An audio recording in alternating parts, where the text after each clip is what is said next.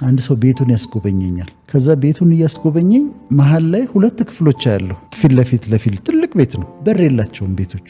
በሩ ስለው ነቅየዋለሁ። በሩን አለኝ። ምንድናቸው ክፍሎቹ አልኩት። ይሄ የወንድ ክፍል ልጄ ቤት ነው፣ መኝታ ቤት ነው። ይሄ የሴት ልጄ መኝታ ቤት ነው አለ። እና በሩ ለምን ነቀልከው? አላምንም፣ እኔ መቆጣጠር አለብኝ አለ። በር ዘግተው ምን እንደሚሰሩ አላውቅም፣ ስለዚህ መቆጣጠር አለብኝ አለ።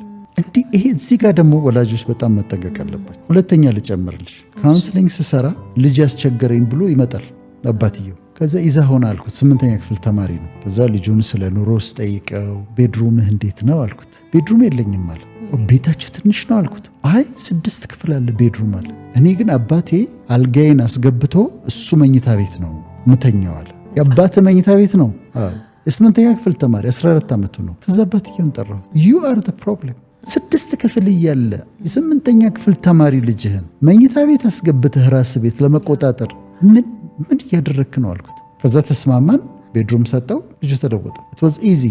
እና አንዳንዴ በዚች በኦቶሪቴሪያን በሆነችው ባህላዊ ጭቆናዊ አስተዳደግ ልጆቻቸውን ደግሞ አቢዩዝ እንዳያደርጉ መጠንቀቅ አለባቸው ለማለት ትልቅ ነገር ነው። ትንሽ ነፃነት ምንድን ነው የሚፈልገው ብሎ መጠየቅም ያስፈልጋል። ትረስት ማድረግ ልጆችን ትረስት ማድረግ ልጆችን ትረስት ልታደርጋቸው ሰርቴን ዲግሪ ኦፍ ፍሪደም እና ትረስት ያስፈልጋቸው። ማንም ሰው ስታምነው እና የሆነ ኃላፊነት ስትሰጠው ታማኝ ያልሆነ ሰው እንኳን ታማኝ ለመሆን ሲሞክር ታየዋለህ። ትዳር ውስጥም አይደለም ትዳር ውስጥም እኮ እሱ ኦነር ይፈልጋል ይባላል። እያንዳንዱ ወንድ ውስጡ ንጉስ አለ ይባላል። እና you should know how to talk to the king in him። ምንድነው ውስጡ ንጉስ አለ። እና ቤቱ ሲገባ ከንጉሱ ጋር የምታወራ ሴት ታስፈልጋለች። ክብሩን የምትጠብቅለት። ገንዘብ ላይ ኖረው ይችላል፣ ለፍቶ የመጣ ሊሆን ይችላል። ክብሩን ከጠበቀችለት በጣም ጥሩ ይሆናል። እያንዳንዷ ሴት ውስጥ ደግሞ ኩዊን አለች። ትሪት መደረግ የምትፈልግ፣ መወደዷ እንዲነገራት የምትፈልግ፣ በቃ በየቀኑ የፍቅር ቃላት የምትፈልግ ኩዊን ደግሞ አለች። እና እሱም ደግሞ he has to speak to the queen in her።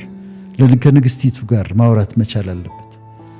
ከዛ ይሄ እሷ በዛ ፍቅርን ስትጠግብ ሌላ አይደለም እኮ የሆነ አበባ ይዞላት ስለመጣ አይደለም፣ ሽቶ ስለገዛላት አይደለም፣ በቃላት ውበቷን ሲነግራት፣ ቫሊዋን ሲነግራት፣ ማንነቷን ሲነግራት፣ እንዴት ውድ እንደሆነች ከሷ ውጪ ሌላ ማንም እሱን አትራክት ሊያደርገው የሚችለው ሰው እንደሌለ ሲነግራት፣ እሱን ሲነግራት ትለመልማለች። እውነት እሷ ደግሞ ኦነር ካደረገችው ከሌላ ወንድ ጋር ሳታወዳድረው ንጉስ አርጋ ካየችው እሱ ንግስት አርጎ ካያት በጣም ቆንጆ ኑሮ ይኖራሉ።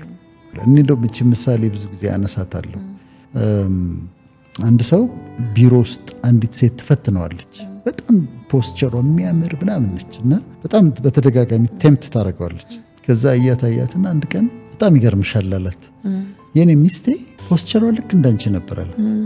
ሰውነቷ ልክ እንዳንቺ ነበር አላት። አሁን እንዳንቺ አይደለችም አለ። ሰውነቷ ትንሽ ተለውጧል፣ ትንሽ ወፈር ብላለች፣ ትንሽ ፊቷ ላይ ትንሽ ሲየሽ ማዲያት አለ። ግን ለምን እንደሆነ ታውቂያለሽ አላት።